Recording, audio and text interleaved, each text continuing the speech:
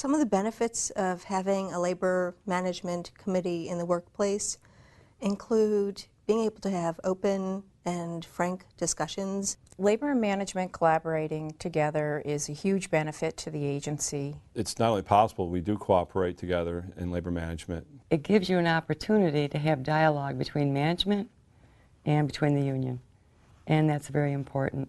Since we formed the committee, the communication lines are open, very open. Rather than having our separate issues, labor issues or management issues, we can come together as a team. Anytime you're doing any sort of program administration or implementing a program, you want to have a feedback loop. You get that feedback in labor management. To solve problems that are existing, at the work level, you need to have the input and the support of the people actually doing the work. A lot of times management doesn't know what's going on within the rank and file or within each individual department, as vice versa, where a lot of times the union employees don't realize what stance or what's really going on in the management and the obstacles that they have to come up against. Also provides us an opportunity maybe to better explain to the representatives, the reasons why we're doing certain things. That's not always apparent. By working together and the employees seeing that we're working together, there's a greater sense of trust and confidence,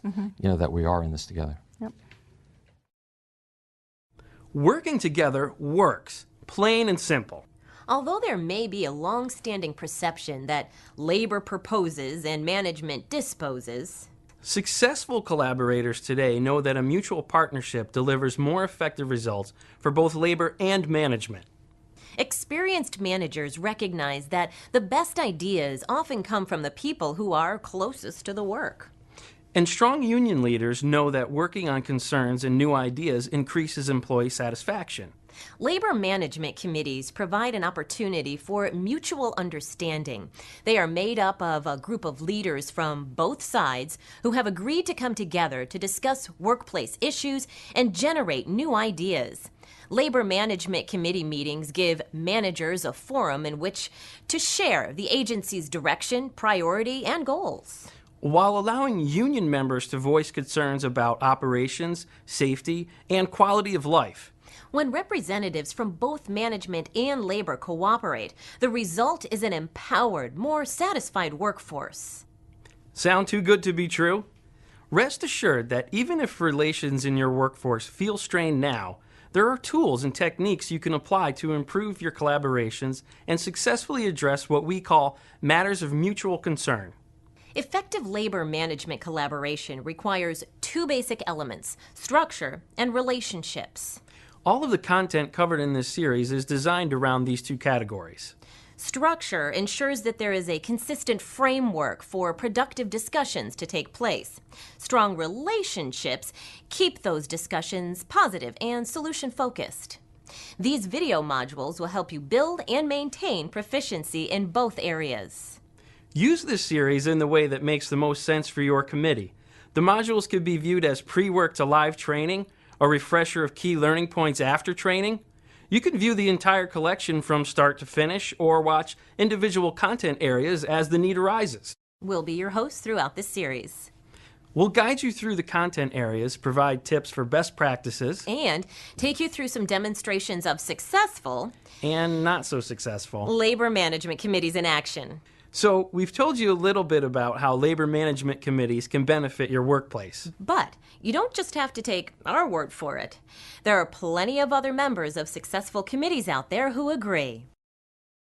I couldn't see a workplace that would function with any kind of normality without labor management. When I first became a manager, I had a workplace that did not have a labor management committee. And I know exactly what it was like. There was all kinds of issues with grievances and disciplines, and no one knew what the rules were, or the rules changed depending on who you talked to. I think that's why the labor management committees were created, because you had to have some consistency.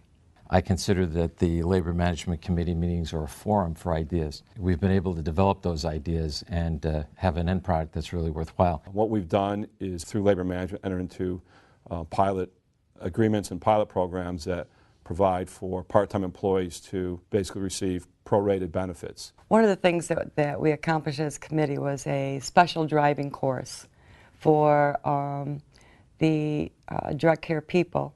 It taught people a special technique on how to drive with the disabled in the van during all types of weather, and we've had less accidents.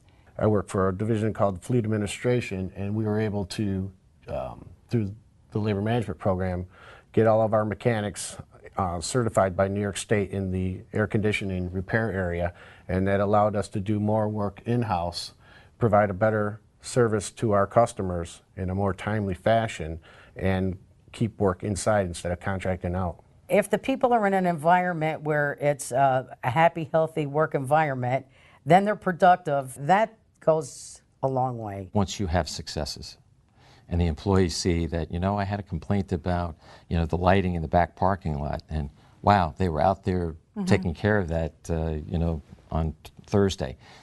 So they see that it's not just words, it's not just, you know, a good feeling, that things actually are accomplished.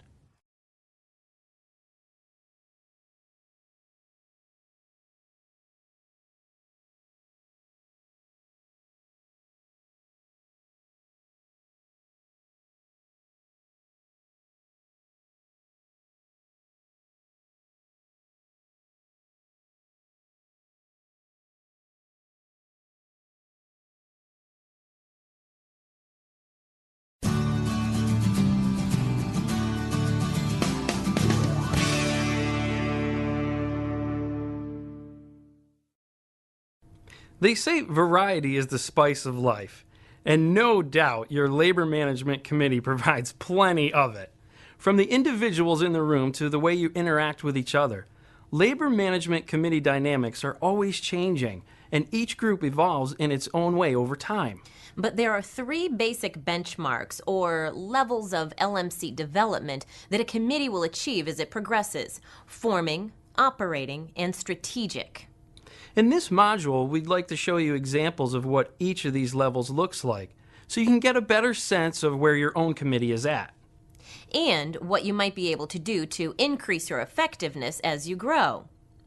So let's start by taking a look at a committee operating at level 1, forming. Hey guys, I think we should get started. All right, thanks, Chris. Well, welcome everybody.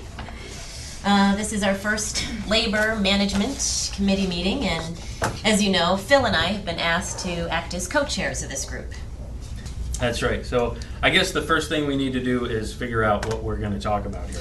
Right, but before we even do that, I thought maybe we could figure out whether or not this is going to be a good meeting time for everybody.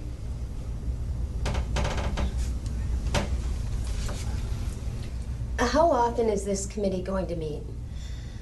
Well, that's a good question. I think that other committees like this generally meet about once every 3 months or so. Does that work for people? Sure. That works. Oh, could we maybe get a schedule sent out to everyone to remind us, since the meetings are kind of far apart? Yeah, I can take care of that. Okay, so this committee is a chance for us to come together and talk about some of the issues going on between labor and management. So I have a few things I brought to the table today. First of all, one of my members, John Turner, didn't get paid for his vacation last month, so we need to find a way to fix that. Also, Tammy Curtis wants me to file a grievance because she got skipped on the overtime call-in list. And we have a lost set of facility keys that we're going to have to find or get a replacement for. Which one of these do we want to tackle first? I guess the keys, and then we can tackle the bigger issues once we take care of that.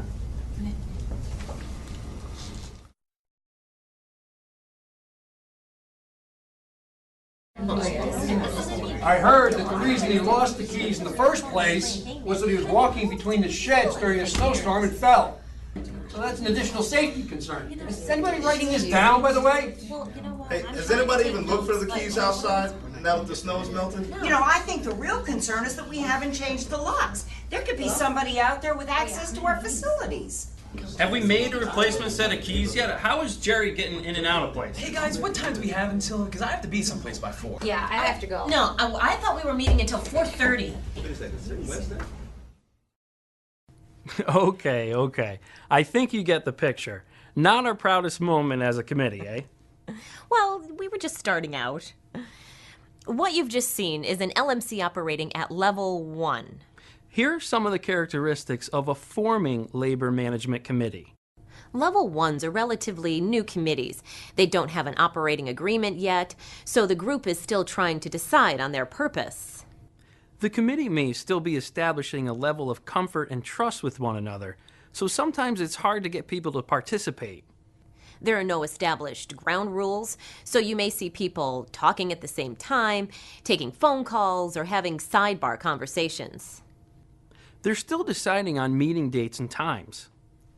There is no formal agenda or idea of what will be talked about at the meeting until they get in the room. No preparation has been done in advance. The roles of facilitator, timekeeper, and recorder are not yet assigned, which means there's a general lack of structure to the meetings. And lastly, because the committee has not yet learned what issues are most effectively handled by an LMC, it's still dealing mostly with complaints and personal issues instead of working on issues of mutual concern. So maybe you've watched this example and are smiling, remembering those days when your committee was as disorganized as we were. Or maybe you're thinking, oh my gosh, that's us. The important thing to know here is that every committee goes through level 1. It's a critical phase in terms of establishing what you're all about and setting the groundwork for future accomplishments. The key is at some point to move beyond a level 1 and onto level 2, an operating committee. As we take a look at this level, try to note some of the differences you see about the way an operating committee functions compared to one that's forming.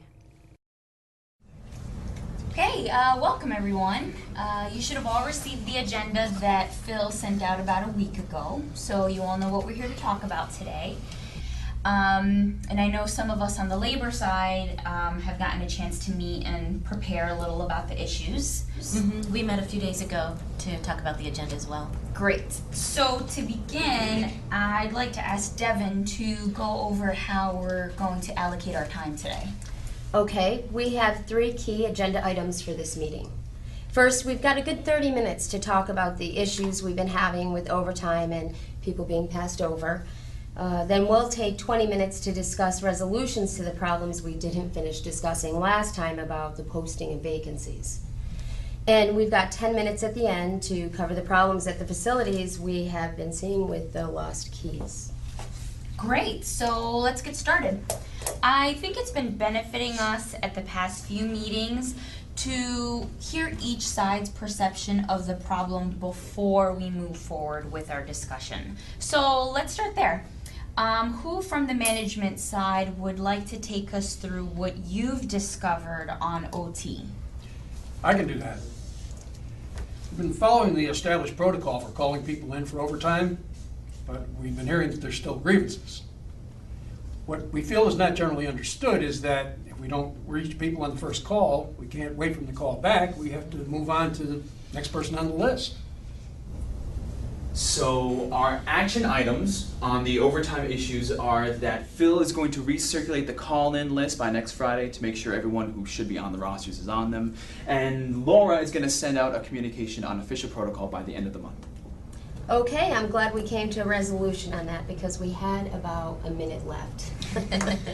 So let's go ahead and move on to our next discussion, which is around vacancy announcements. Great. I think we left off with a good sense of the problem last time and decided to spend our time today talking about solutions. So in order to get us thinking, let's do some brainstorming by way of a go-round. Each person will have the floor for 1 minute to talk about what you think we could do to improve the visibility of postings. Nice work. I'd say this committee is doing a pretty good job. That's right, Phil. Level 2 committees are considered operating and operating well. Here are some of the qualities of a Level 2 that we just saw in action. An operating committee has good structure. It holds regular meetings, has an operating agreement, posts ground rules, uses a roadmap agenda, and has people assigned to the 3 critical roles of facilitator, timekeeper, and recorder. For more on these best practices, check out the Running Effective Meetings module. A Level 2 committee is successfully addressing problems as they come. It spends its meeting time focusing on issues of mutual concern. So where's there to go from here? Ah, I thought you'd never ask. A committee at a Level 3 is exceptionally effective, not only at solving problems, but also achieving higher level strategic goals, which is why we call Level 3 committees strategic. Got it. This is the kind of committee that has gotten so good at addressing problems efficiently that they have time to proactively find solutions for improving the workplace. Right. They operate with the full functionality of a Level 2, but also address topics that haven't even surfaced yet. Strategic committees think more creatively. Everyone actively participates. Sometimes they even change the assignment of key roles to keep things fresh. They challenge everything and get to a higher level of problem solving. The reason they can do this is that they have a high level of trust and strong, intentional relationships. Wow, I'd love for our committee to get to a Level 3. What do you think that would look like? Well, a person can dream. Thanks for your candid thoughts and great ideas for ways we can improve how we post vacancies and get the word out to our existing employees. Now, we have about 5 minutes to tackle the next agenda item, which is establishing a backup system for facility keys. Yes, the reason I put this on the agenda is that we've had a few sets of lost keys over the last 6 months or so, and we found ourselves in a predicament where there is no backup. So we have janitors without the access that they need and a lack of security with the missing keys out there. That is a great point, Phil. And actually, we've been thinking for quite a while now that it might be a good idea to switch to an ID access card system for all the doors, both the exterior and the interior. It's costly, though. There may be a little resistance on the investment. Yeah. Well, for this idea, why don't we chart the pros and cons to see whether it's worth pursuing further? Great. Call them out as you think of them. Well, like we just said, I think one of the cons is a cost. But a pro is that if somebody loses their ID, we can just inactivate access to it and just replace the ID. That way we don't have to worry about the wrong people getting access and having backup keys hanging around. Yeah. You know? And those are our action items on the ID card access proposal. Thanks for volunteering to put those into a formal proposal that we can send up the chain, Jordan. And once I receive it, I will send it out for review, and we'll look forward to a status report at our next meeting. Our next agenda item is orientation. To recap what we discussed at our last meeting, we decided it would really benefit our employees and improve employee engagement to create an orientation training that gives new hires everything they need to know. Chris and Casey volunteered to head up a subcommittee that could do some more research on what this orientation should include and how it should be developed. So let's hear from them about how that's been going. Well, we put together a focus group of newly hired employees, managers, and human resources folks to get a cross-section of ideas. I think it's always a good idea to get people that are new to the system to give us ideas. They often see things we don't.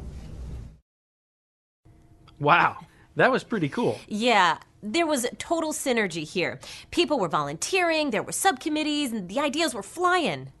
It's important to mention that Level 3 committees do still deal with day-to-day issues, like the backup key issue we saw here. But they also deal with more strategic issues like developing orientation training. Well, I guess we know where we want to be. Striving to elevate your operational level is a great goal for all labor management committees. Just keep in mind, the dynamics of your group are always changing, and when you get a new person on board, you might end up back at a Level 1 for a spell and have to work your way up again. But it's always worth the climb. After viewing this module, you may have a good idea of what level your committee is currently operating at. But of course, your opinion isn't the only one that counts here. In order to get a true sense, you'll have to hear from the whole group. The Labor Management Committee Assessment is a tool you can use with your committee to take stock and get a true sense of your performance. And if you're not yet operating at a level 3, well, there are plenty of ways you could develop yourselves and increase your effectiveness. Just keep tuning in, and remember, it's all about structure and relationships.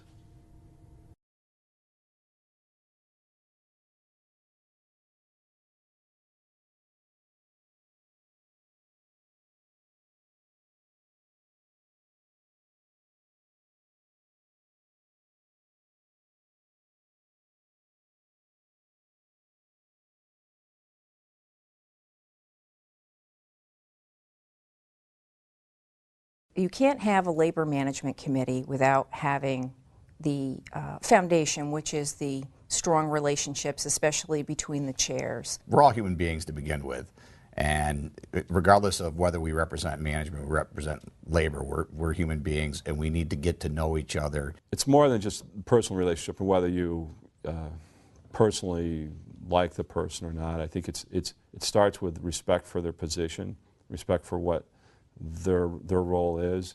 It's not my side and your side. Think about where the other side of the table is coming from. I always say, walk a day in my shoes and you'll understand where I'm coming from and what my obligations are as an officer, and I need to do the same thing. You can't personalize or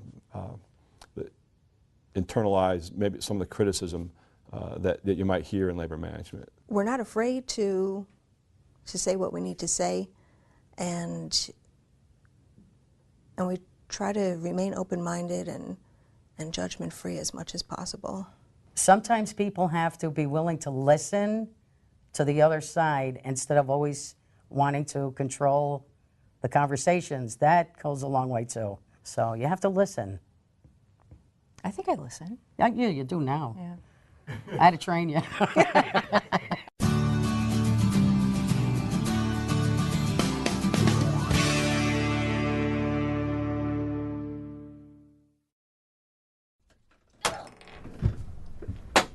Laura, we've got to talk about this OT issue.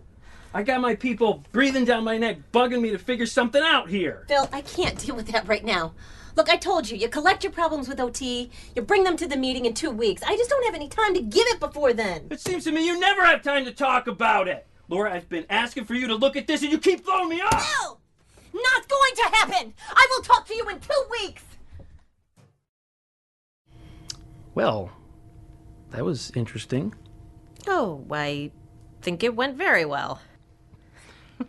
Have any of you ever had an experience like this one? Every relationship between labor and management is, first and foremost, a relationship. The interaction you just saw was heightened for a dramatic effect, but a lesser version of this conflict could have happened between any two people. Since the two key ingredients for success in labor management committees are structure and relationships, in this module we'll be teaching you some techniques for making your working relationships more positive and productive. So let's get back to what just happened in my office. What went wrong there? Well, clearly it was all your fault. Okay. I mean, you wouldn't even talk to me. No. First of all, I just charged right in looking for a fight. I didn't even ask you if it was a good time to talk. But I also provided no explanation as to why it wasn't a good time and didn't even make an effort to try to set up another appointment to talk. True, you just wanted to leave it all until the meeting. When in fact, a lot of the problem-solving work that takes place in successful labor management committees happens outside the meeting. But more on that in our agenda development module. Yeah, Laura, stay on track. Okay, sorry. The point here is that neither of us realized where the other one was coming from in this situation. Yes. In fact, there are what we call the 7 deadly sins, common barriers to labor management cooperation. And I think we may have committed just a few of these in our interchange. They include things like forgetting that each party has a legitimate role to play, taking each other for granted, acting as if there is no future together, and not demonstrating the value of taking the time to work together. Yeah, I can see how those came into play. In any given interaction, there are things that we don't know about the other party. In a good relationship, there is an effort made to communicate the unknowns in order to reach a better mutual understanding. So let's take a closer look at what was going on behind the scenes in this scenario.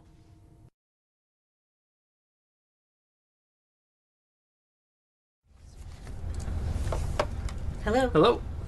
Hi, Greg. Hey, Charlie, slow down. No, I get it. I know, and I'm working to get an answer on it. Yes, you're the 5th person to call me about it this week. Yes, that does tell me something. And I'm doing my best to get it addressed.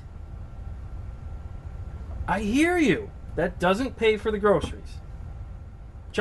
Charlie, will you cut me some slack? There's only so much I could do. No, please don't do that.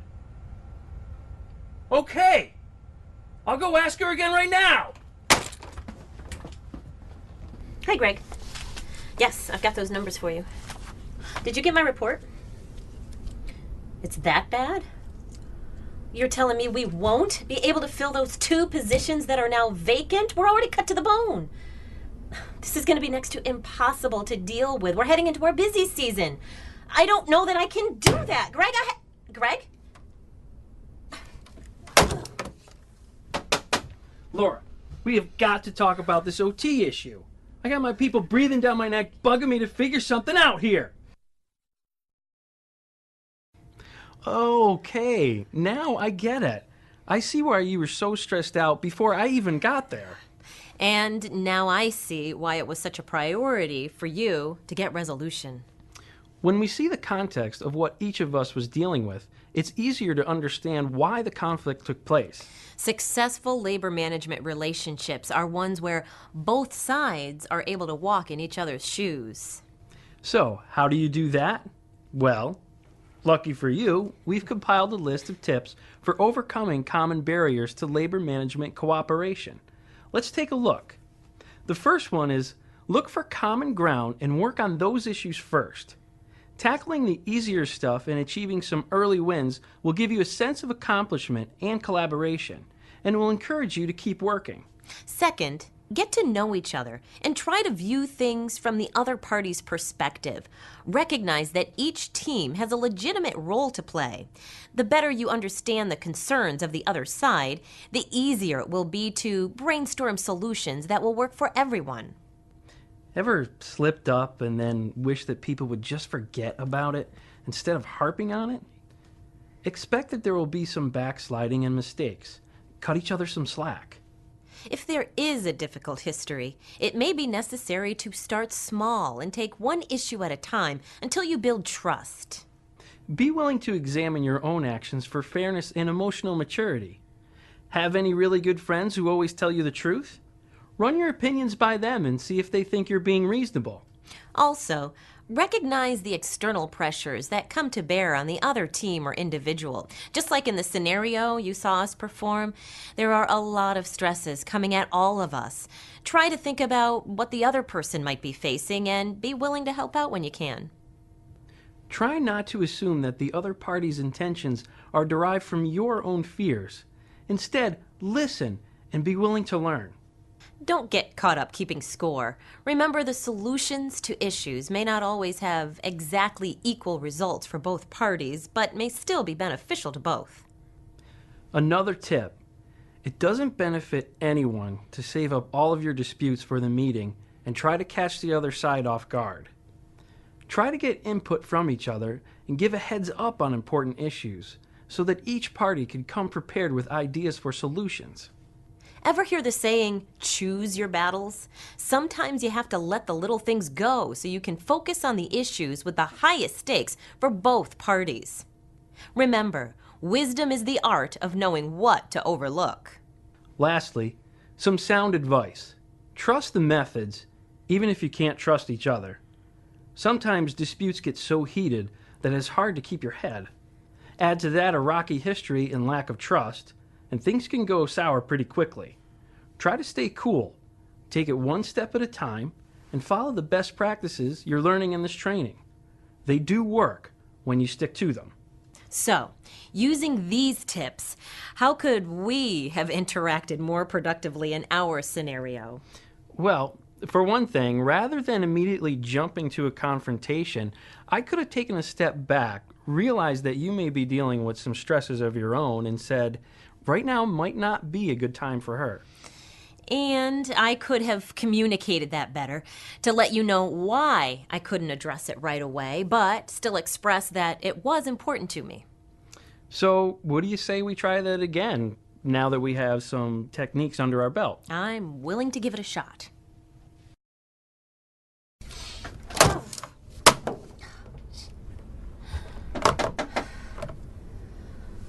Hey, Phil. Hey, Lori, you got a minute? Now is not a good time. Really? Is everything okay? Not really. I just got a really difficult phone call from my boss.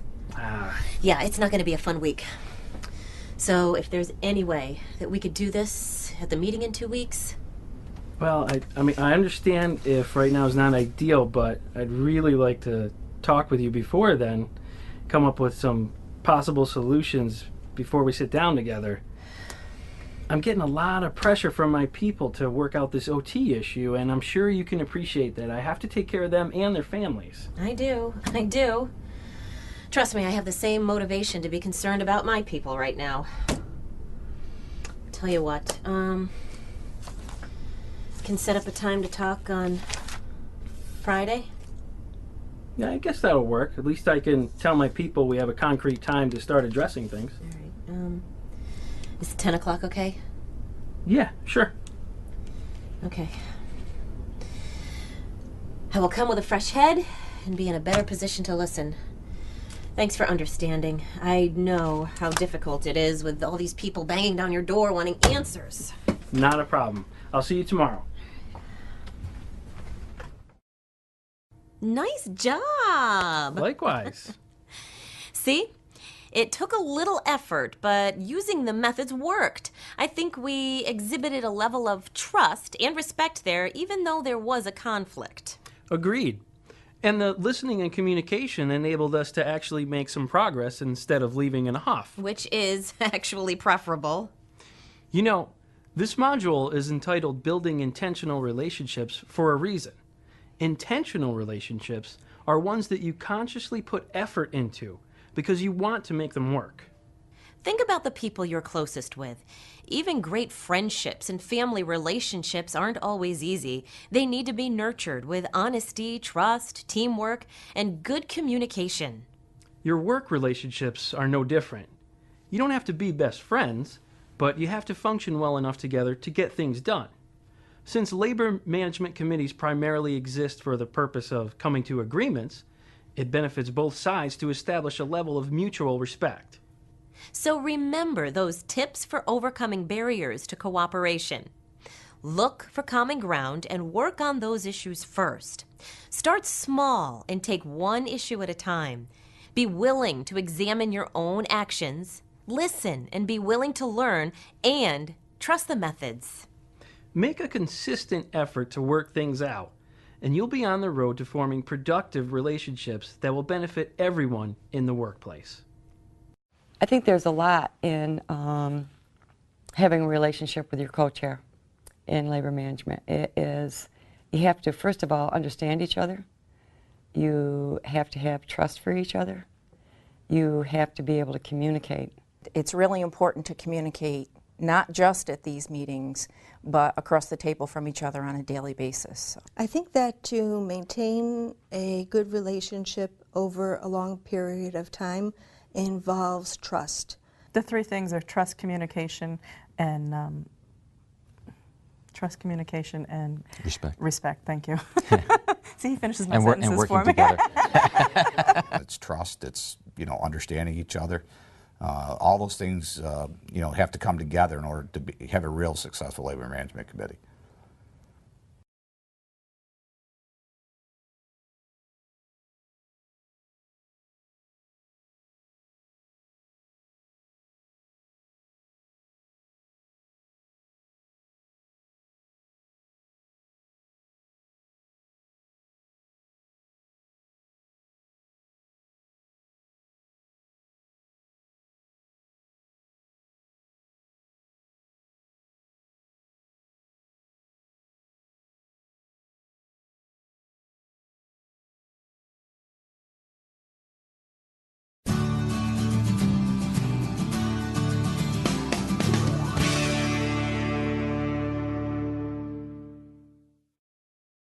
Labor and management have a long history together, and it hasn't always been easy.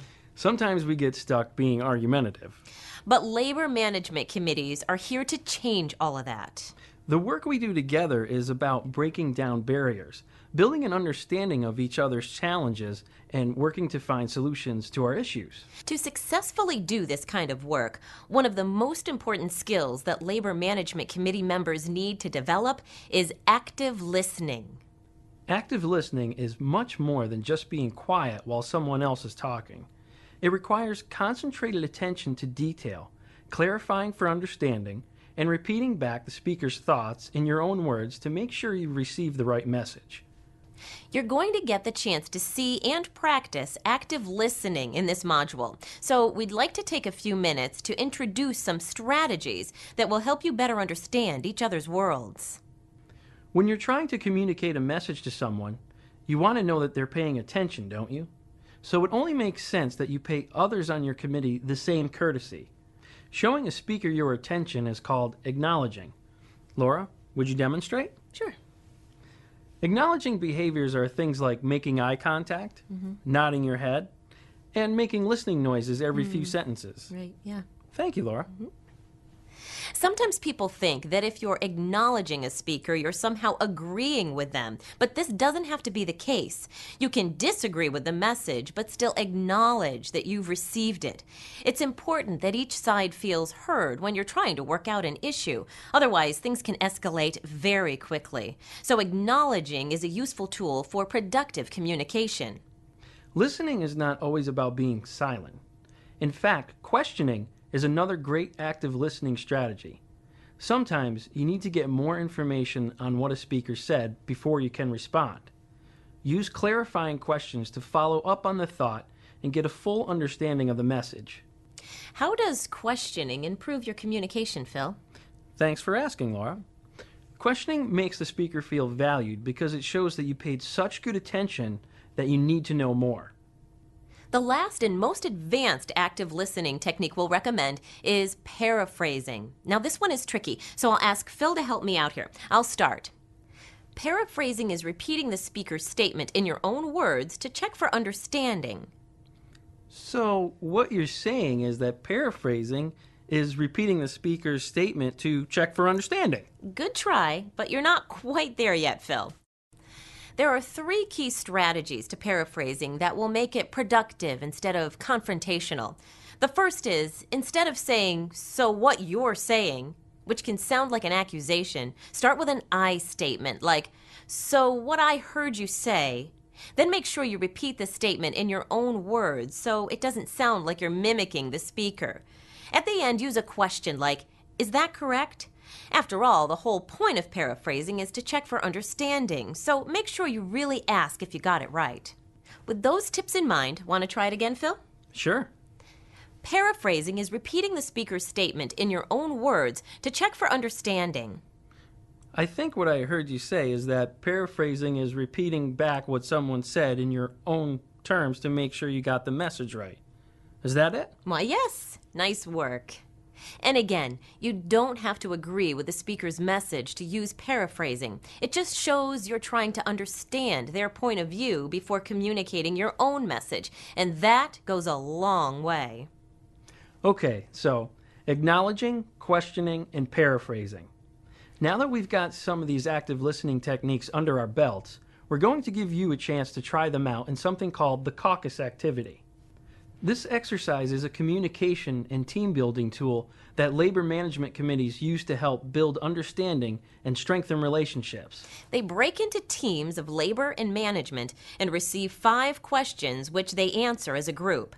Each side gets the chance to have a representative from their group read their answers without interruption. Then there's an opportunity for each side to ask clarifying questions, and a discussion follows. Sounds pretty simple, right? Of course, it gets a little tougher when you see some of the questions that are on the list. Our committee went through this exercise, answering the 5 questions on the activity as a group. Now you're going to get to listen in on the debrief. As you watch both sides present their answers, imagine how you might put into practice some of the active listening techniques we've just reviewed, like acknowledging, questioning, and paraphrasing. Hi, everyone. So I volunteered to represent labor and read our answers. So I guess here we go. For number one, how does your group benefit from labor management collaboration and the LMC? We feel that we're able to bring up issues and get them addressed more quickly through the committee, and we end up coming up with new ways of doing things. Number two, what are the challenges and difficulties you face when participating in labor management collaboration and LMCs? One of the things we get frustrated with sometimes, well, we bring up issues at the meeting and we hear you say things like, we'll get back to you, but then we don't hear about it again. So things get forgotten, well, at least from our perspective, which makes it feel like it was kind of a waste of time to even talk about them. Another thing someone brought up, we might get labeled as troublemakers. Sometimes we feel like there isn't respect from your side when it comes to the issues that we bring up, which makes it hard because we're asked to generate these agenda items, but then when we bring them up, it seems like we're not being taken very seriously. So those are some of our challenges. Okay, question number three. What do you want the other group to know or understand about your group so they can be more prepared to dialogue with you and support you? One of the things a lot of us deal with is our members are on us all the time. Our doors are getting knocked on from the time we walk in the morning until the time we leave at night. But it's really hard to hear that all day, and you have to sift through it to figure out what to bring to the table at these meetings. So I guess what we wanted you to know is that we work really hard to choose the best agenda items that will benefit for the most people. For number four, what can your group do to build trust, enhance communication, and further collaboration between labor and management? Well, we all kind of felt like we could do a better job of listening. I guess when we thought about it, we feel like there's a lot of people talking at the meetings and bringing problems to the table, but you know, you guys are managers for a reason and might have some new ideas to help us work through them. Also, thinking more about solutions, coming better prepared with ways to solve a problem before we even get here. It would show you that we're committed to finding ways that work. And number five, what are one or two questions you would like to ask the other group so you can better understand their issues or concerns? Well, one thing we wanted to ask is, why isn't everyone on the committee at the decision-making level? I mean, we're here to establish new things, but sometimes we get stopped in the middle of an idea because some guys don't have the authority to make it happen. So we have to wait for a bunch of levels of approval. And the other big question we had was, why is it that you don't tell us everything we need to know? Sometimes it feels like you're not telling us all the facts in a given situation, and it's kind of weird. It's like we're supposed to have that level of trust, but the secrecy takes it away and makes it feel like we're not equals. But I know this is supposed to be a question, so I guess the question is, why don't you share everything with us? Those were some very good, honest thoughts and questions from your side there, Phil. Well, thank you. So right after labor presented, before any questions were answered, management got up and presented. So let's hear a little bit about their world. Question number one, how does your group benefit from labor management collaboration? We feel that we benefit from collaboration because we're able to hear firsthand from all of you about the real issues that are happening in the workplace. You're the ones that are hands-on with the work, and it's important to get your perspective when we're trying to come up with new ways of doing things. Question number 2. What are the challenges and difficulties you face when participating in labor management, collaboration, and LMCs? We talk about how one of the big frustrations is our lack of authority to make things happen in the committee. You know, we're all here to get things done, to implement new policies, and to make our work more efficient. But there are so many levels of approval that things need to go through. We all have bosses, and we need to get their approval.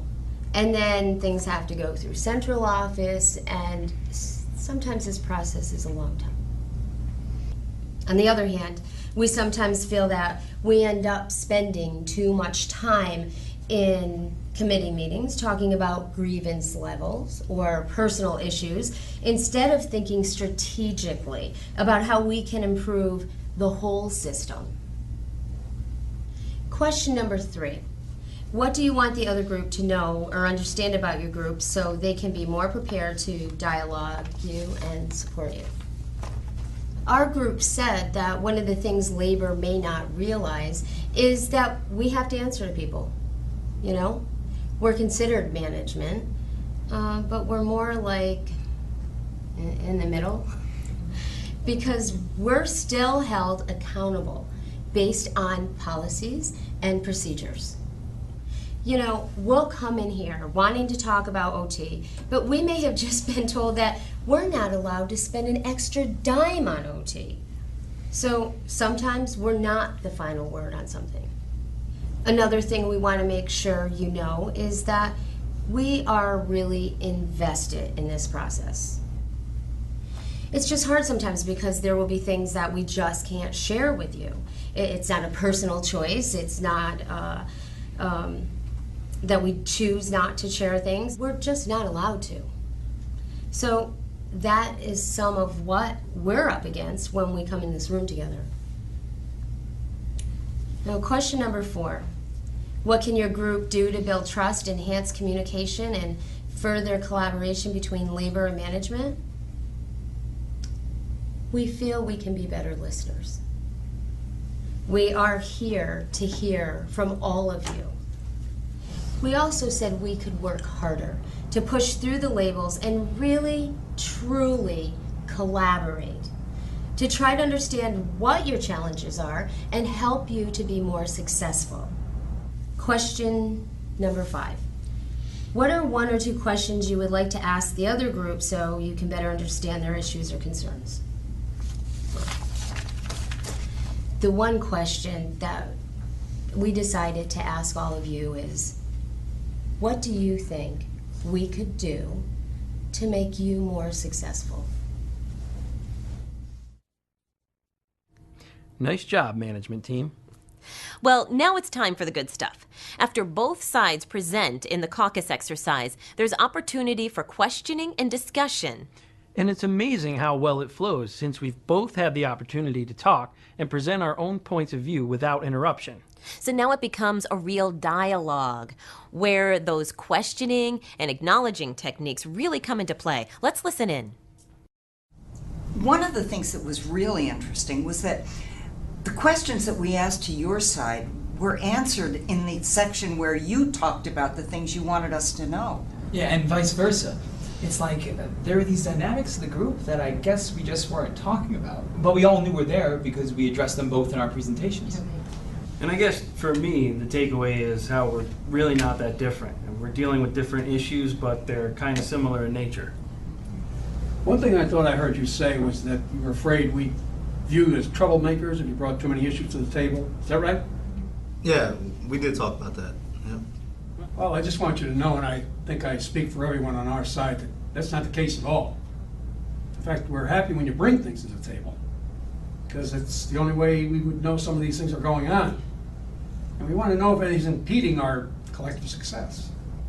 And you know, I'm glad that you brought that up, that you're committed to the process. I remember you saying that you were frustrated with your lack of ability to act immediately. And I think that was a new perspective for us. Wow, impressive stuff. You're right. I think I saw all of the active listening techniques happening throughout that exercise, acknowledging, questioning, and even paraphrasing. I was glad we got the chance to implement them in this exercise. And I do feel that through it, we also learned a little more about each other's perspectives. Agreed, which is why we recommend that you conduct this activity with your own committees. The questions are available to you as a form that you can copy and hand out at one of your meetings. So why not take a chance, step outside of the box, and take a walk in each other's shoes? The more you do, the easier it will be to accomplish great things with your labor management committee.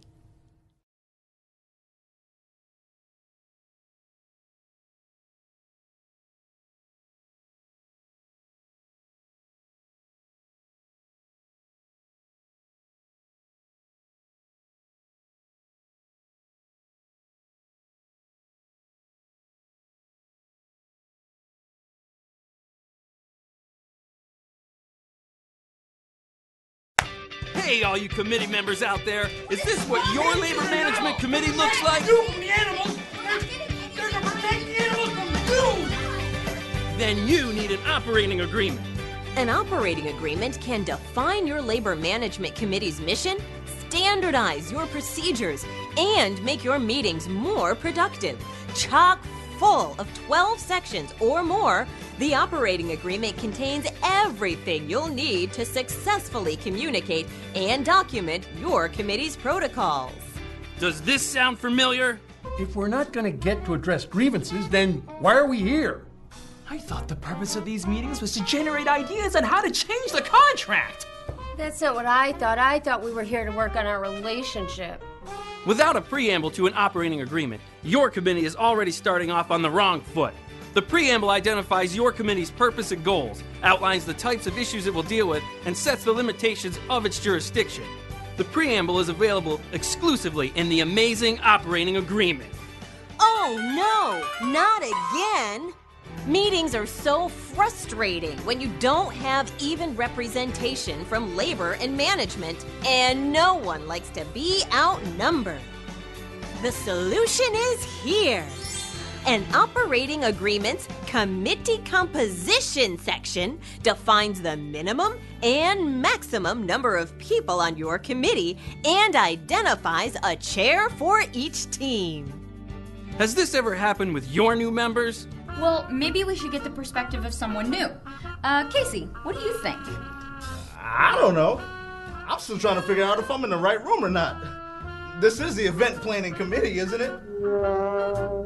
Rookies without a clue are a drag. Why not have an operating agreement that details your process for new member orientation? With an operating agreement, introducing, training, and debriefing new committee members is a snap. Now, let's watch these committee co-chairs try to run a meeting without having their roles defined in an operating agreement. I thought you were supposed to bring the agenda. You assume just because I'm labor that I'm doing all the work? You're the one with all the issues. Fine. You want to hear about my issues? I don't need an agenda for that. Bring it. Don't let this happen to you. Instead, detail the committee co-chair's responsibilities in your very own operating agreement. This section gives you the chance to designate the authority and duties of your co-chairs. But wait, there's more. You can also put into writing when the co-chairs exchange agenda items, how they finalize meeting agendas, and how they communicate with committee members. Folks, this is an amazing opportunity. Don't miss out. But what about preparation, you ask? Well, the operating agreement's got you covered, with not one, but 2 sections about preparation. You could detail your policies on the agenda item submissions and define your process for meeting preparation. No more floundering around wondering how to bring up or research issues. The agenda preparation and preparatory meeting sections identify procedures for all the work that goes on outside the meeting room. Let's talk about the nitty-gritty, because it's all in the details, folks. This operating agreement not only states the minimum number of meetings your committee should hold each year, but the minimum number of members that must be in attendance. Not sure what the rules are around subcommittees? The operating agreement spells it out. And look at this! Even a section that documents how your meeting notes are recorded and distributed. I don't have to tell you how valuable that is. But what do you do when your teams just can't agree? Pick up and go home? Well, look at this feature. Designed right into the operating agreement is a clause about dispute resolution. You get the opportunity to put in writing exactly what steps to take when your LMC has tried repeatedly but can't reach a resolution. Before we had an operating agreement, our committee had no sense of direction or protocol. Taking the time to write our operating agreement was the best investment we ever made. Thank you, operating agreement. So what are you waiting for? Act now. No more wasting your time in unproductive meetings. The operating agreement is yours for the making, and your satisfaction is guaranteed. Use the operating agreement worksheet to start fleshing out your committee's operating agreement today.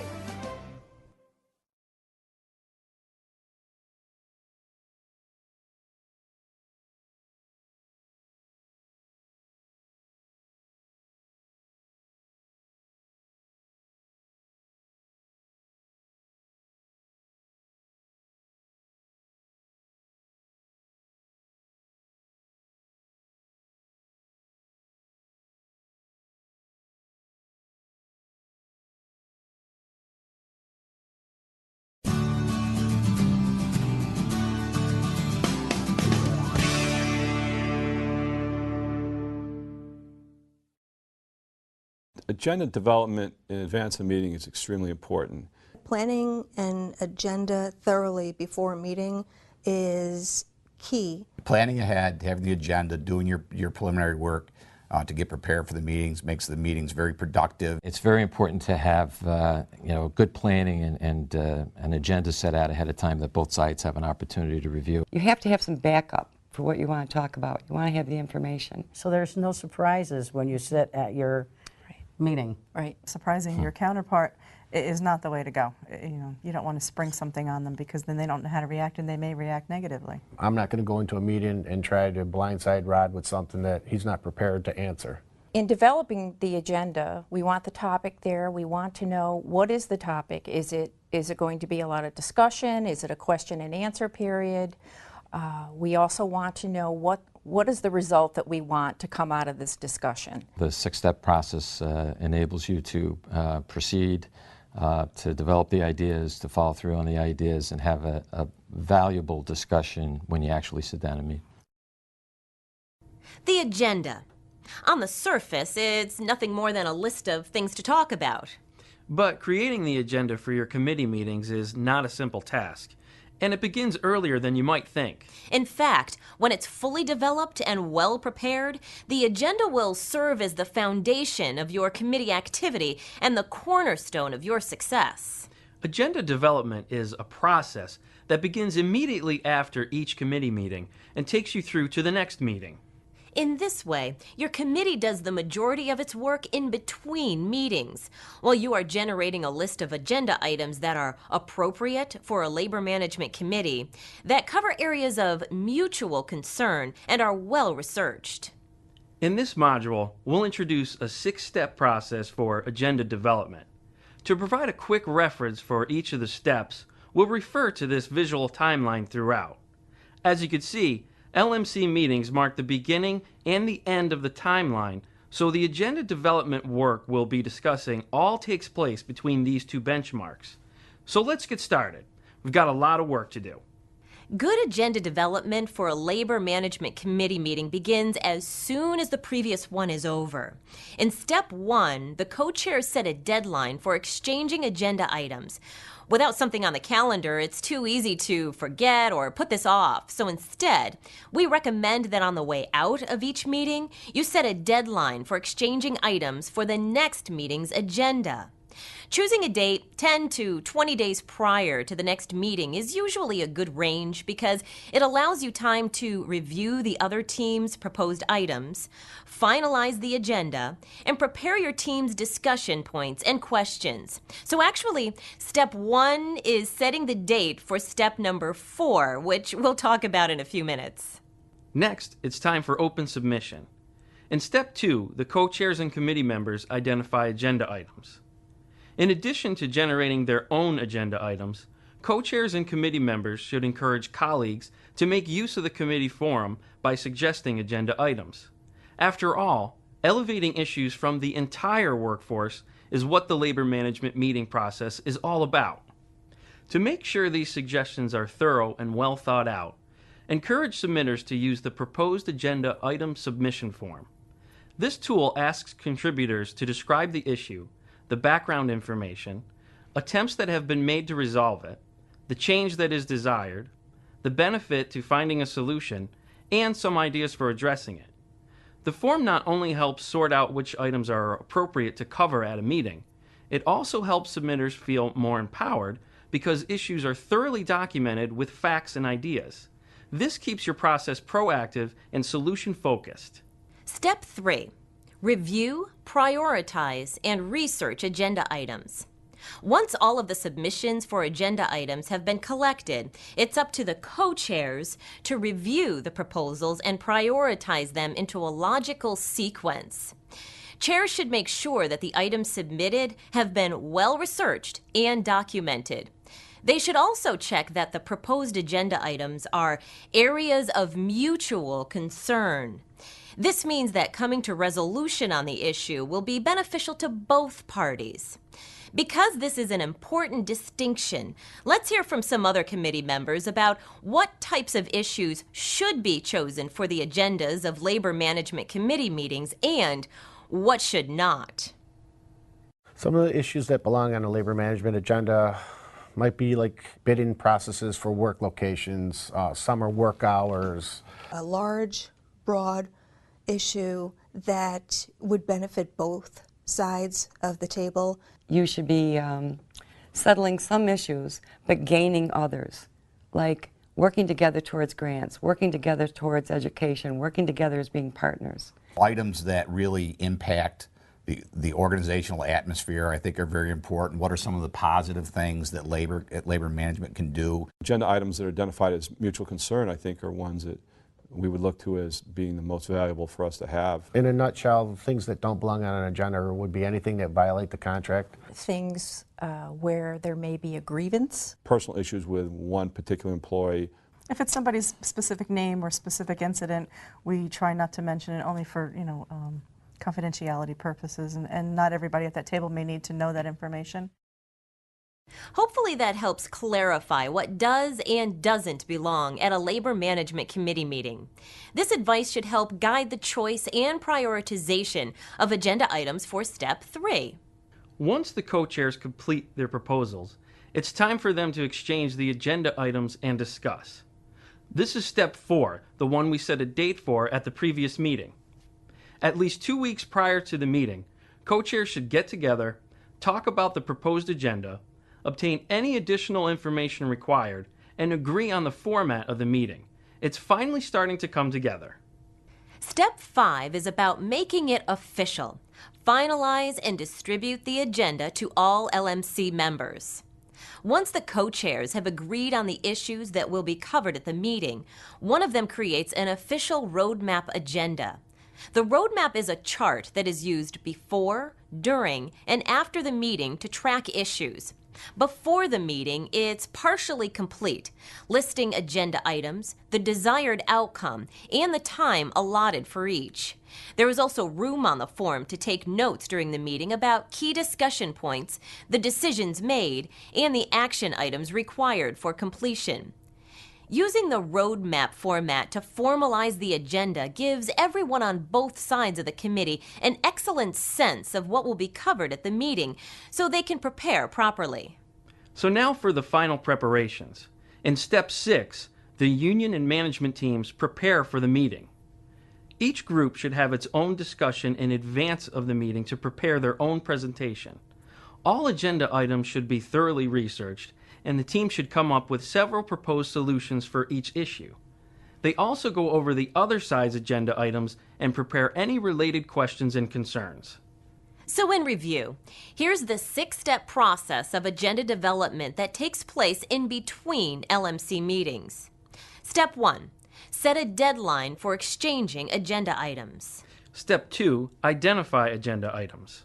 Step 3, review, prioritize, and research agenda items. Step 4, exchange proposed agenda items and discuss. Step 5, finalize and distribute the roadmap agenda. And Step 6, prepare for the meeting. Using this process will ensure that you make the most out of the time that you spend in the room with your labor management committee and maximize your productivity and success. You know, you really have to have an agenda that's been vetted with both labor and management. They know what's on there. They are prepared to discuss it, and you can get some business done. It's very important that the co-chairs show the rest of the committee that they are committed to the process. My role to set the tone for a labor management meeting would be to meet with my team early, let them know what the agenda is. All of us as a team discuss the agenda and go into the meeting with an answer that we all agree on. And the follow-up is very important of it too. I mean, if you don't have the organization, you don't know where you've been, so you don't know where you're going. Having a formal agenda development process makes the most of the labor management meeting.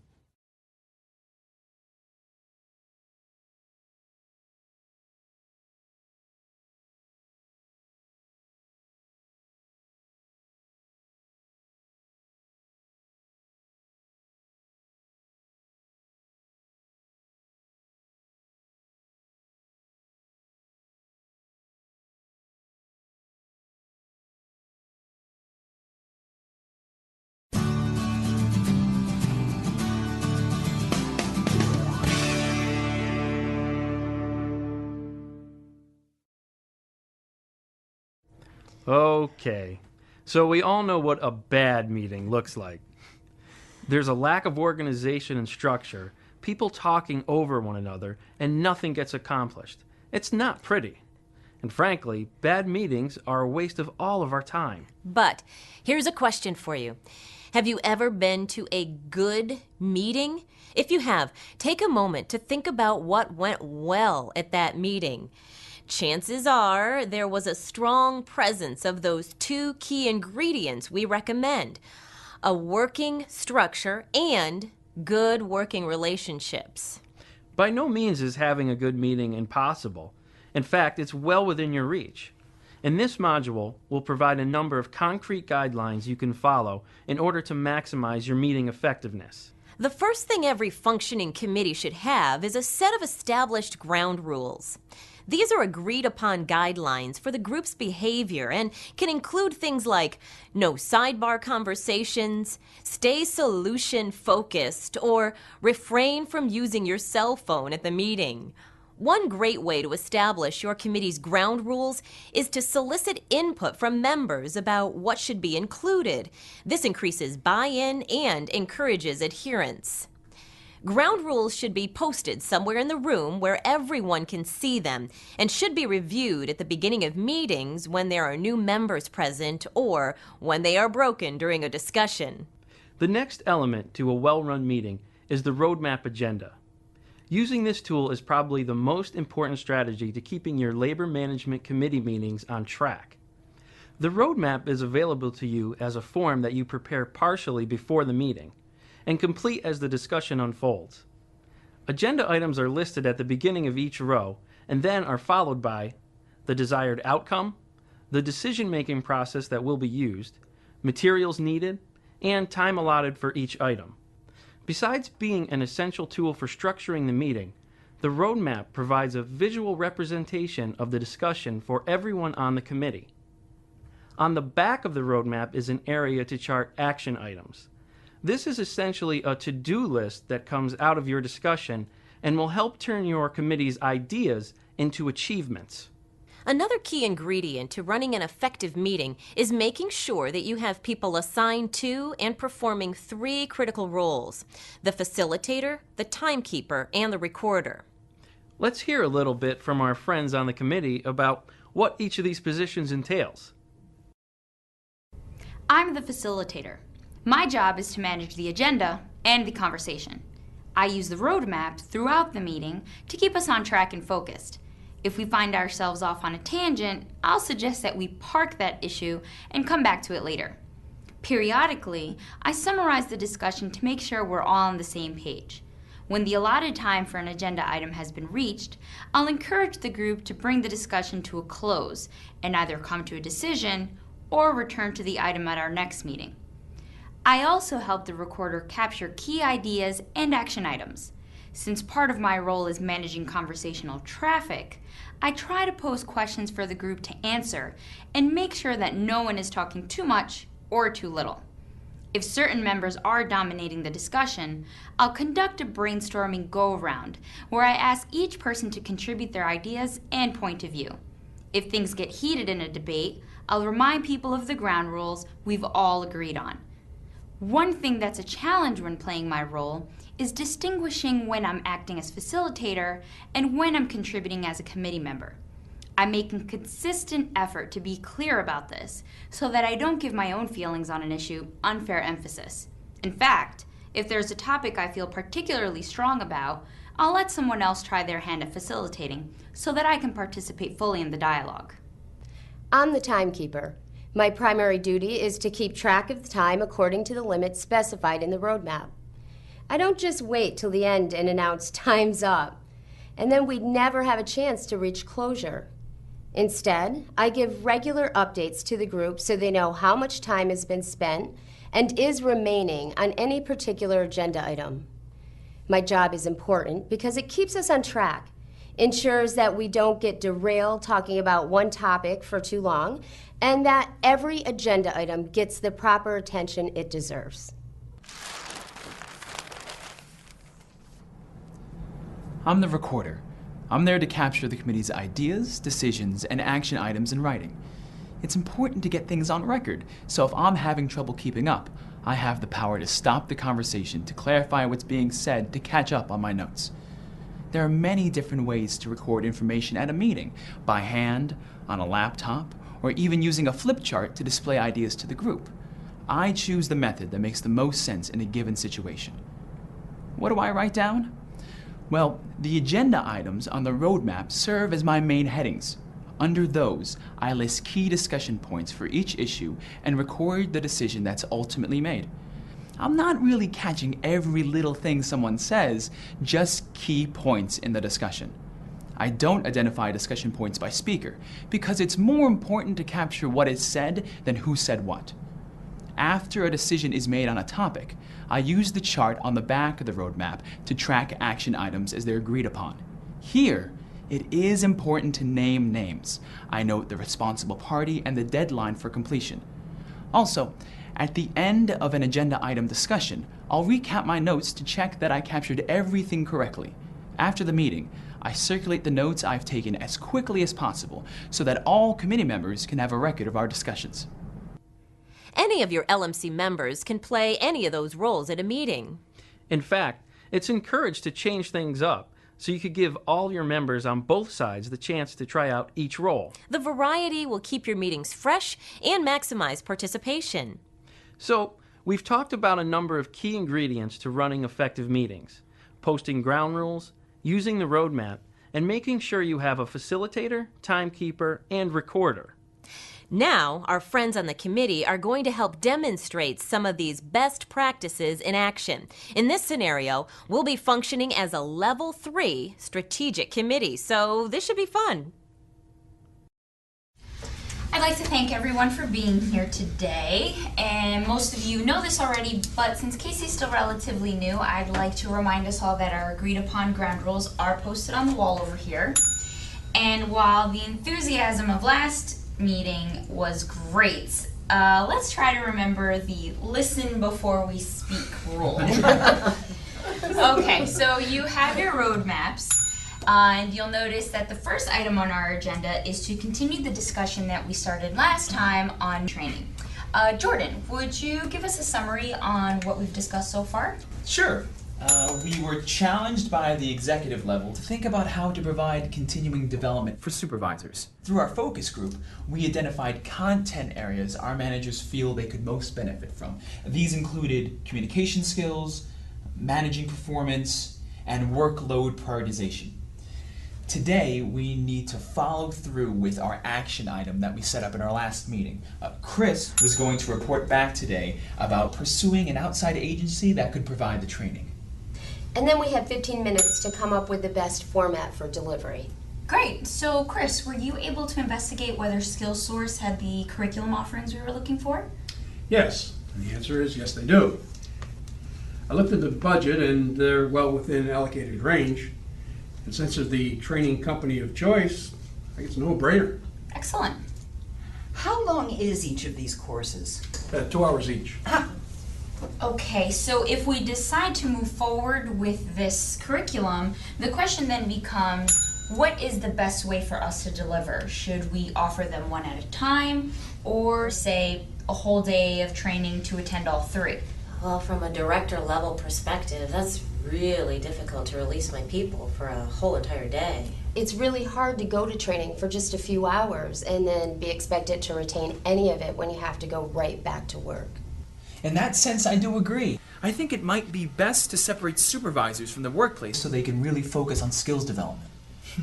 Plus, I can see that improving morale, especially if you bring them someplace cool. That's true. I mean, there's no reason we couldn't do the training someplace fun. Make it something people want to do, like have training on a boat. Or on the beach. Or a theme park. Okay. I love the enthusiasm, but let's take this one step at a time. Yeah, let me catch up. Are we saying that we're in agreement that the training should take place off-site? Yeah, I guess I can see the benefits. Okay, so it sounds like we're agreed. It is the best way for them to focus, retain information, and will improve morale. So now we can tackle how to conduct the training. Devin, how much time do we have left? 10 minutes. So let's take 5 minutes to do a quick brainstorming go-around and come up with some places that we can conduct the training off-site. And then we'll still have 5 minutes to decide and plan next steps. Wow. Leaves you wanting to see more, right? I'd go to that meeting. The ground rules were posted, the roadmap agenda was utilized, and we saw people taking on the key responsibilities of facilitator, timekeeper, and recorder. That's right. This committee is making very effective use of its time and maximizing input from its members. And because they're running so effectively, they're able to spend time on fun, strategic issues like this one. And you know what? Your committee can get here too. Follow the best practices outlined in this module, and soon your LMC will be operating like a well-oiled machine.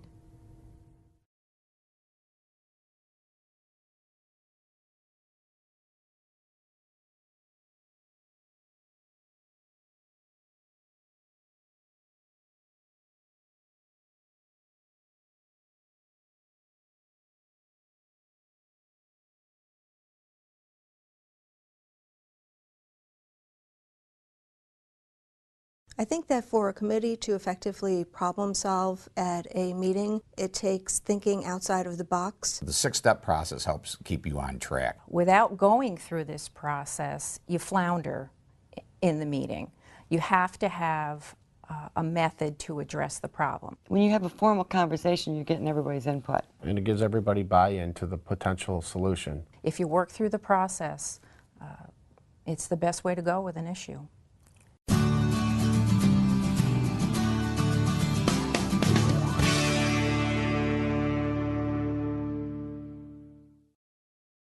Labor management committees were created to solve problems. It's what we were born to do.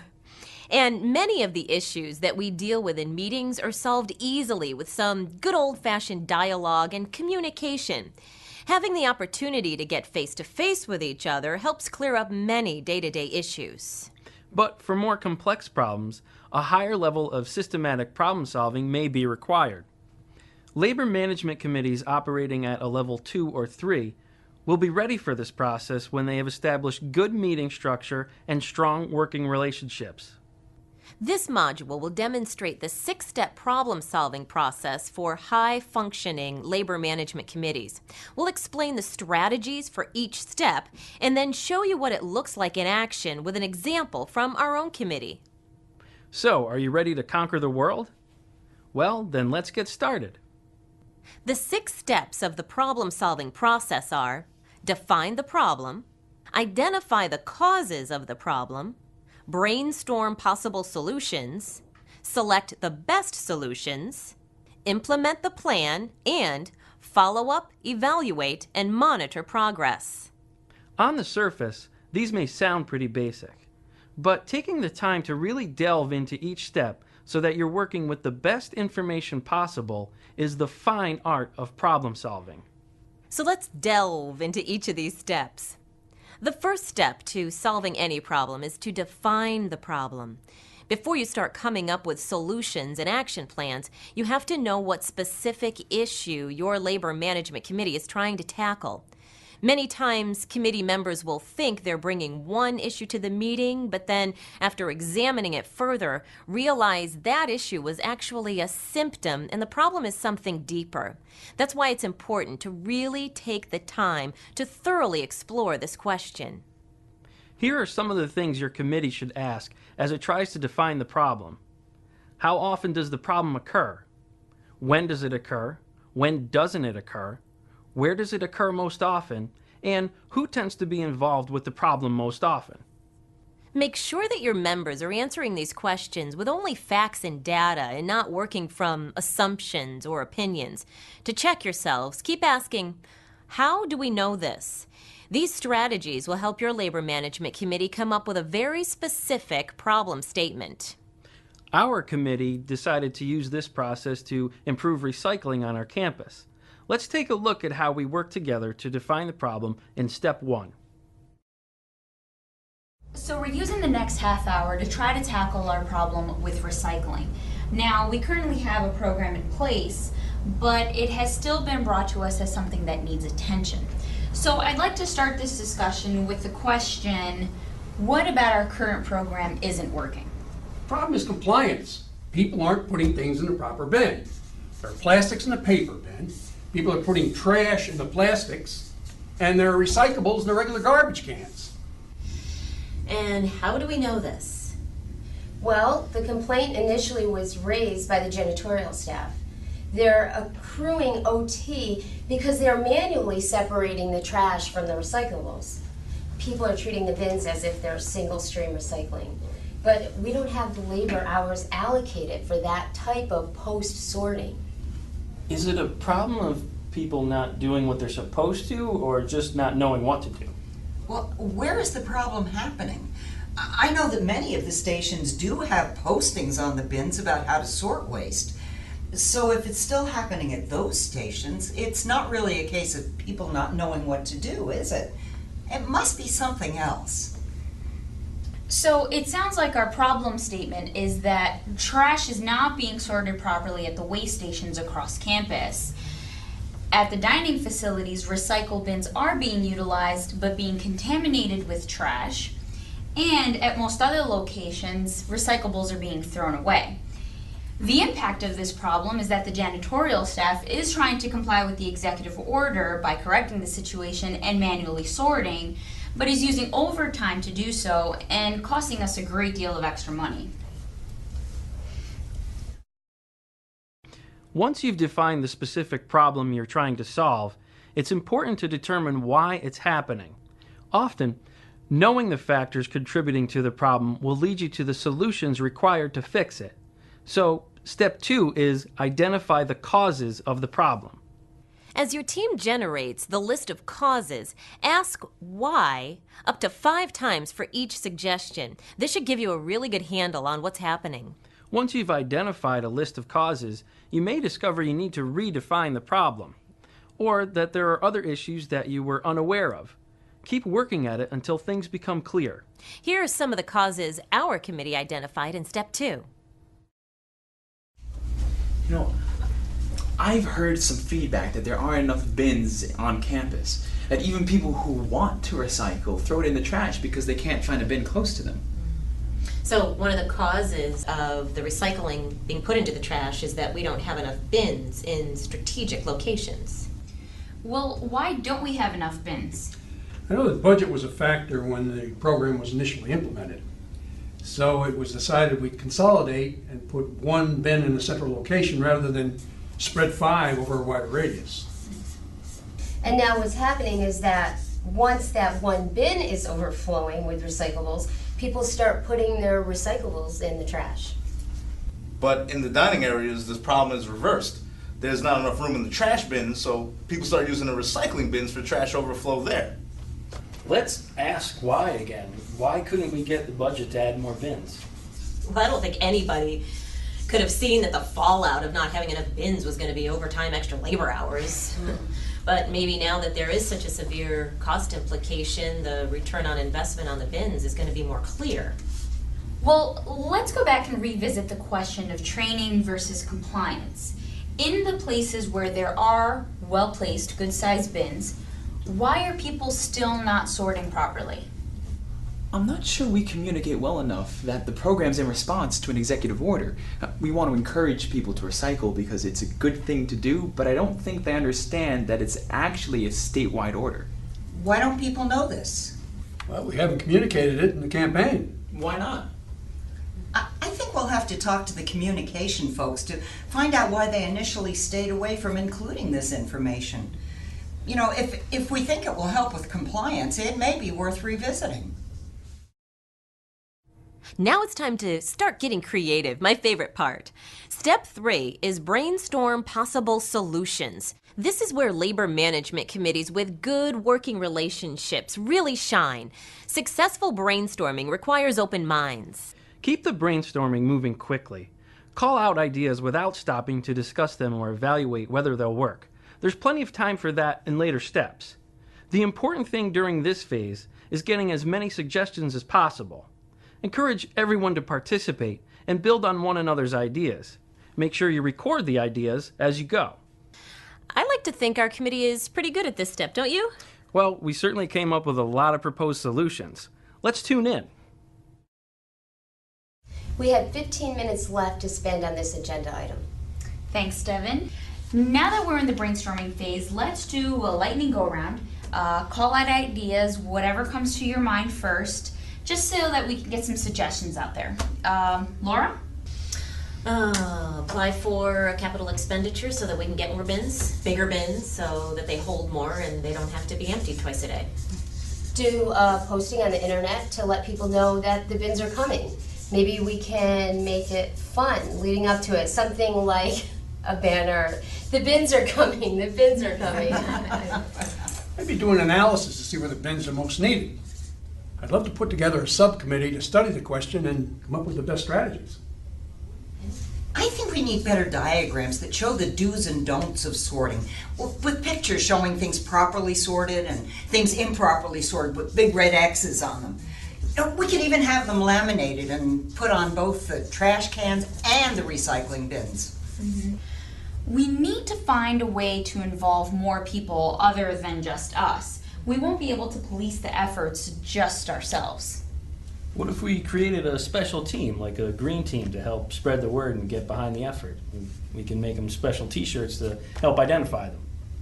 Maybe they could help put together some type of recycling competition. Like whichever facility generates the most recyclables would get a prize or recognition. Once you've got a nice long list of ideas generated by Step 3, it's time to evaluate them to decide which ones might work best. Step 4 is select the best solutions. But what determines which ones are best? Well, that's up to your committee. You'll need to establish your criteria for selecting a solution and then evaluate your ideas against those criteria. Charting the advantages and disadvantages to each solution during Step 4 can help your committee sift through the ideas. Ask yourselves, what are the benefits of implementing this solution? And what could possibly go wrong if we did this? After this discussion, it will be much easier to decide which solutions are the right ones to move forward with. Watch how it worked for us. So if we could go get the money to go and double or triple the amount of bins we have tomorrow, Well, let's ask ourselves, what would be the benefit of doing that? Well, we immediately solved the problem of not having enough convenient recycling locations and not enough bin space. But how do we know we're putting them in the right places? I guess a disadvantage is if we act too quickly, we may get it wrong and not solve the problem. Well, we talked about creating a green team subcommittee to study the locations and decide on what the best action plan is. And the advantage there is that we'd increase our chances of being more effective with the program. The disadvantage is that it could take a lot more time. And in the meantime, we're still wasting money on overtime for the janitors. Well, let's see. We decided that our criteria are that we want an accurate and expedient solution to maximize participation in the program. How can we achieve all of those goals? Maybe we could start the communications campaign while the green team is doing the research. And the advantage is that we can increase the awareness and compliance while we're working on addressing receptacles. A disadvantage is that someone might try to respond to the campaign and comply and not find any bins. Maybe we need to let people know as part of our campaign that we're working on it and let them know that we're not perfect yet, but we still need their input on how to get more people involved. Talk is cheap, but step 5 is where the action is, literally. It's all about implementing the plan. For each solution your team has decided it should use, there will be action items associated with it. Your job as a labor management committee is to flesh those out and assign the responsibilities to individuals or subcommittees. If approval is required in order to move forward, obtaining that approval should be part of your action plan. It's always a good idea to set deadlines and identify how progress will be measured and monitored. And a great way to track your solutions is to use the action plan table. This is the same format as the chart on the back of the roadmap agenda. It allows you to identify each action required, who is responsible for completing it, the target deadline, resources necessary, and then the date of actual completion. You won't be able to fill this chart out entirely before leaving the room, but charting as much as you can during step 5 will help ensure that your great ideas are followed up with real changes.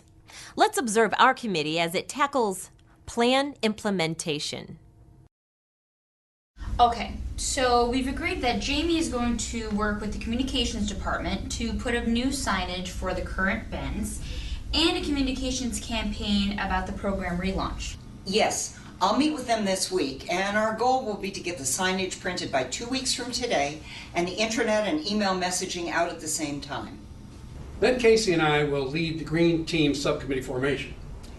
The goal is to put together a committee within 2 weeks, and then take 1 month to research, collect data, and produce a report that details how to better place and size the recycling bins across campus. In the meantime, Phil will be working with the janitorial staff to gather some data on how much money has been spent on OT. That way we can do a cost comparison for whatever the green team advises for new bin investment. What is the target date for that information? 1 month from today. Excellent. Well, now we have some work to do. Implementing the plan begins in the meeting room, but requires time to be carried out. So there's actually a time gap between step 5 and step 6, because step 6 is follow up, evaluate, and monitor progress. It's important that you check in at subsequent meetings to find out whether your solutions are being carried out according to plan. Depending on how things go, you may need to adjust the plans or timelines as you progress. As you implement solutions, you'll also decide as a committee how to report out on those changes to your organizations. This will help your committee show progress and overall effectiveness. Everyone likes a success story, so make sure you seize the opportunity to tell yours. Our next discussion is the follow-up on the recycling program relaunch. We have 5 minutes for this agenda item. It's been 1 month since our initial meeting, and we all have in front of us the action planning table we created at that time. So we successfully completed the communications campaign? Yes, we've done organizational communications via email and on the intranet about the program relaunch, the need for input from everyone on how to best place the bins, And we have bold signage permanently affixed to all the bins that shows how waste should be separated. Exciting. Now, have we seen any improvements just from these efforts? I checked in with the janitorial department, and they're reporting a 30% reduction in the amount of OT they're putting in to manually sort the waste. So it's a marked improvement, but there's still more we can do. So that actually crosses off another one of our action items, which is keeping in contact with the janitorial department about tracking OT. And I will continue to do that until we fully implemented the plan, at which time we hope the hours will be at 0. Well, that brings us to the Green Team Subcommittee. Chris and Casey? Well, we formed a 5-member subcommittee about 2 weeks ago, and we are in the midst of our research and outreach efforts. The Green Team volunteers are collecting survey responses while parked at bins across campus all this week. And they're wearing their branded t-shirts to increase awareness about the program. Hey, this recycling program is actually getting a really good overhaul. The 6-step problem-solving process was pretty helpful to us. I think we'll use it again. As a matter of fact, this process can be used with many of the complex problems your labor management committee encounters. It's just another tool for you to have in your toolbox on your journey to becoming a strategic committee. So, to review, the 6 steps of the problem-solving process are: define the problem, identify the causes of the problem, brainstorm possible solutions, select the best solutions, implement the plan, and follow up, evaluate, and monitor progress. So the next time you encounter a seemingly insurmountable problem, give this process a try with your committee. We think you'll find that breaking down the steps into a science will actually empower your labor management committee to help turn problem solving into an art. I believe our committee is very good at solving problems, because when we bring the problem to management, we also tell them where we feel that the problem or where it came from, and we also offer possible solutions. There's more steps, or there's more avenues that are available to you that you don't know about, or that you don't understand, or you haven't thought about. So by going through the 6th step, I think that it all brings it together. And having buy-in from both sides of the table, from labor and from management, it's easier for us to go back to our staff and to our employees. It makes them more comfortable to know that we've really gone the extra mile to work together to come up with the best possible thing for them. It did work. It took a long time to get there, but it did work. Process works.